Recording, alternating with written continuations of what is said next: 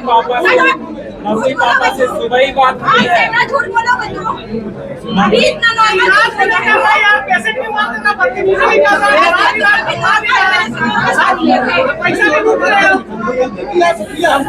सुबह ही बोले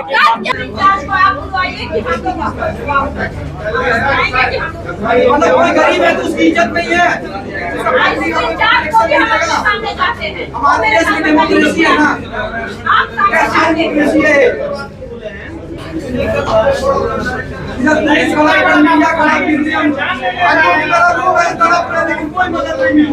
ऐसा नहीं है कि ये पहला केस है, हमारे पास 5 से 7 केस हमारे पास होगा। पहले मेरे बच्चा का एक्सीडेंट होता है, उनको हम लोग यहाँ पे लेके, वो लातेहार का बच्चा, उनको हम लोग यहाँ पे लेकर के आते हैं। जब उनको यहाँ लेकर के आया गया, देन ये लोग सारा टेस्ट वगैरह कुछ किए। फिर ये लोग सारे टेस्ट के बाद बोलते हैं कि नहीं सब चीज़ नॉर्मल है, बस बच्चे का पाँव टूटा है, उसमें प्लेट और रॉड वगैरह लगेगा और बाकी पूरा बॉडी में मतलब है स्क्रैचेस वगैरह लगे हुए हैं, लिगामेंट एक जगह से फ्रैक्चर हुआ हाथ का। ब्रेन का भी सारा टेस्ट वगैरह किया गया, उसमें से कुछ नहीं निकला। फिर ये लोग उसी कंडीशन में बच्चे को 10 से 15 दिन रख देते हैं। 10 से 15 दिन के बाद वो बोलते हैं कि बच्चा पूरा होश में आएगा तब हम उसका सर्जरी करेंगे। बच्चा आंख खोल रहा है, रिएक्ट कर रहा है, तो और वो कैसे होश में आएगा? चोट लगा हुआ है, आप उसको दवा दिए हुए हैं तो उसके दौड़ने तो नहीं लगेगा वो। फिर इनका वो सर्जरी करते हैं। सर्जरी करने के बाद में वो बोलते हैं कि सर्जरी ओके रहा, सब चीज़ ठीक है, सब टाका वगैरह हो गया, बच्चा पूरा नॉर्मल ठीक है, आप इसको घर ले जा सकते हैं, डिस्चार्ज करवा लीजिए। हम लोग बोले कि नहीं देखिए घर है लातेहार, उसको फिर टांका कटाने के लिए लाना पड़ेगा और भी समथिंग कुछ भी इमरजेंसी हो जाए तो लाने ले जाने में दिक्कत होगा, तो आप बच्चे को यहीं रखिए, ठीक है, हम लोग पैसा दे रहे हैं। वो जब बच्चे को यहाँ रखते हैं कुछ दिन, फिर उनके बच्चे का पाँव में जो पट्टी किए हुए थे उससे ब्लीडिंग हो रहा है, पस निकल रहा है, हम लोग कंप्लेन कर रहे हैं, कोई उसमें एक्शन ये लोग नहीं लेते हैं।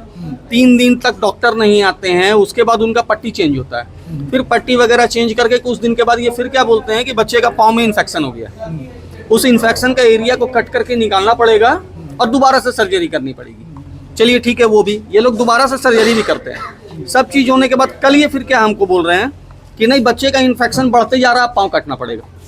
ठीक है, एक की 2 एक पाँव काटना पड़ेगा पहले, और उसके बाद उसको भी हम लोग खुला रखेंगे।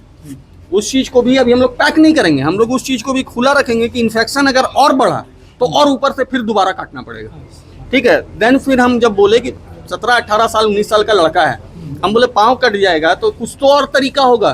तब इनके डॉक्टर से हम बात किए, इनके डॉक्टर ने एक मेरे को इन्फेक्शन का नाम लिख के दिया कि ये इन्फेक्शन हुआ। उसको, अब डॉक्टर तो हम है नहीं सर, हम जनरली एक आम जनता के जैसा उसको गूगल में सर्च किए, उसमें साफ सुथरा लिखा हुआ है कि शल्य चिकित्सा के दौरान कट मतलब जो टाँका पड़ता है उसमें केयर नहीं होने पे ये इन्फेक्शन होता है।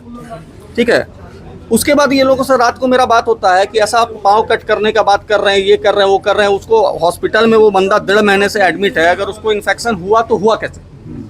अगर उसको इन्फेक्शन हुआ तो हॉस्पिटल के अंदर इन्फेक्शन हुआ है ना, हम घर तो उसको लेके नहीं गए हैं। किस डॉक्टर के यूनिट में थे? अभिषेक कुमार रॉय।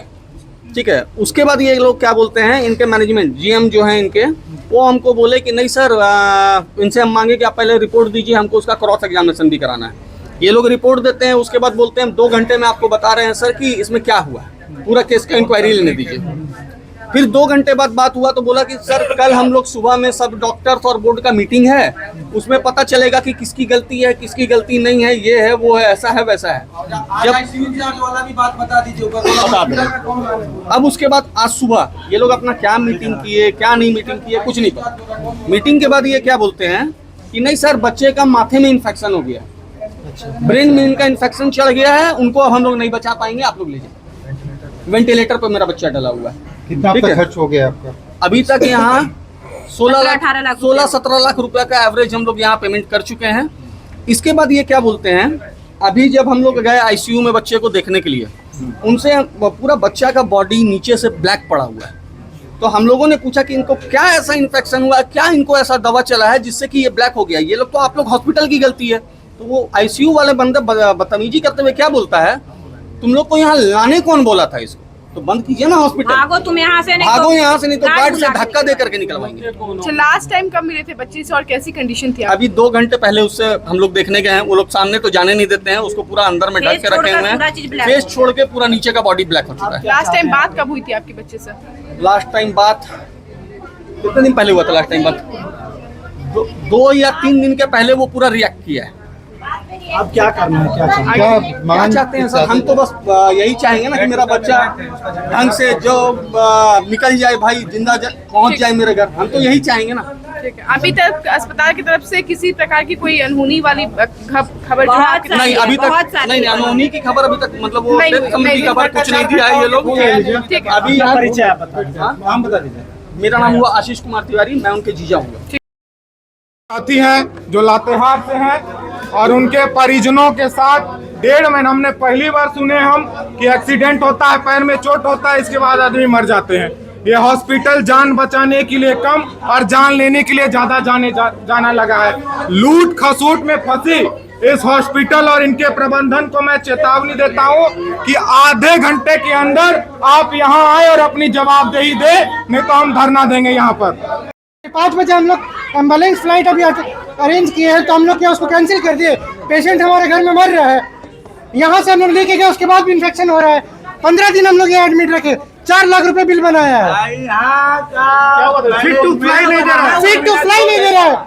पेशेंट का थाई में, पेशेंट का एंजियोग्राफी हुआ था, थाई में हुआ था। स्टाफ अपने आप को सब डॉक्टर समझता है। 20 दिन से खाली ड्रेसिंग, 20 दिन से खाली ड्रेसिंग कर रहा है, 20 दिन से खाली ड्रेसिंग कर रहा है। फिट टू फ्लाई मांग रहे, नहीं दे रहा है। अभी हम लोग आधा घंटा 1 घंटा से हम लोग यहाँ वेट कर रहे हैं कि फिट टू फ्लाई दे दे। पेशेंट का नाम क्या है, कहाँ से? पूछा भी है, हम लोग रातू रोड में रहते हैं, हम लोग को वेलोर लेकर के जाना है। घंटे से इमरजेंसी आई है तो रिसेप्शन आई है, एप्लीकेशन दीजिए। हम लोग एडमिट किए थे हम 12 तारीख को, 23 को हम लोग जैसे तैसे करके हम लोग यहाँ से डिस्चार्ज ले लिए।